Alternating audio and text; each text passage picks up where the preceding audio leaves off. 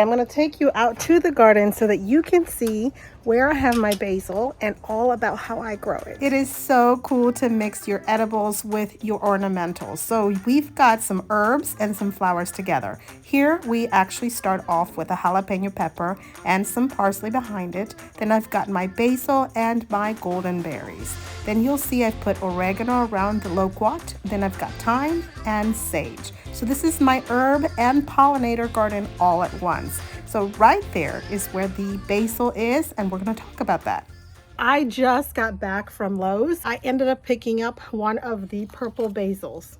So this purple basil, I just had a little taste of it, and it actually tastes really, really good. It's not as strong or not as powerful when you put it in your mouth. So it's really probably better for salads. So I'm really excited about putting this in the garden. Not only that, but I'm going to be able to prune it. I'm also going to propagate it. So I'm going to show you how I'm going to propagate it as well. There are so many varieties that you can play with in your garden. If you love gardening or want to fall in love with gardening, I think you should subscribe. Basil is an herb that you could definitely grow in your garden as a beginner. Taking care of your basil plant will be essentially the same, whether you have it in the ground or you end up keeping it in some kind of pot. Basil likes to have 6 to 8 hours of sun. The best results that you're going to have with basil are when you do trim it regularly, maybe once every week or every other week. The reason is that they tend to grow very well. Well, let's go over this.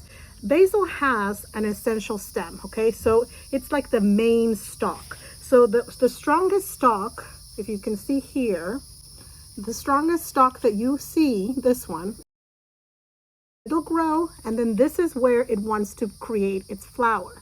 So the idea is that you don't want it to get to flower, because by the time it flowers, it's actually going to start losing some of its flavor. We want to keep this trimmed. We prune by removing the true leaf sets. So let's talk about what is a true leaf set. A true leaf is actually one that can produce photosynthesis. The other little leaves that come out as soon as it starts seedling, it's called cotyledon. This one does not help the plant other than to start off. Those are the little ones. The bigger ones that you see right there, those are the true leaves. Those are the ones that with photosynthesis can provide nutrients to the plant. When you trim the plant, you want to make sure that you trim right above a true leaf set. So it must have 2 little ones and 2 big ones. That way it is actually going to be able to photosynthesize and grow. That's why it gets bigger at the bottom. So here we see another set. The top one is a true leaf set, and so is the bottom one. And the one that follows should also be a true leaf set. So here I am harvesting some basil for when I needed to cook one day, and I just went to the essential stem and took the first 2 sets of leaves. So whenever I feel like it's getting too lanky, those are the ones I'm going to choose first, and I'm going to go right above the set of leaves that follow what I really want. You can see that it's trying to go to flower.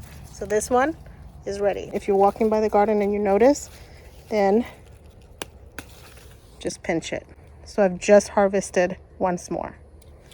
This is the typical sweet basil, the Italian kind that you will cook with lots of delicious sauces and pastas and pestos.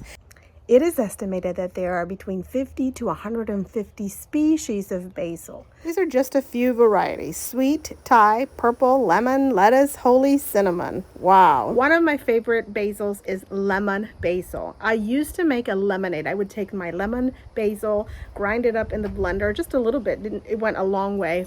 Made my regular lemonade, and it was so delicious. Let me know what other types of basils you have tried, and put that in the comments below. I would love to know if you have a favorite type of basil that maybe I haven't tried and that other people haven't tried in the community, that they would like to know what you use it for, if you have a special recipe, or what you do with your basil.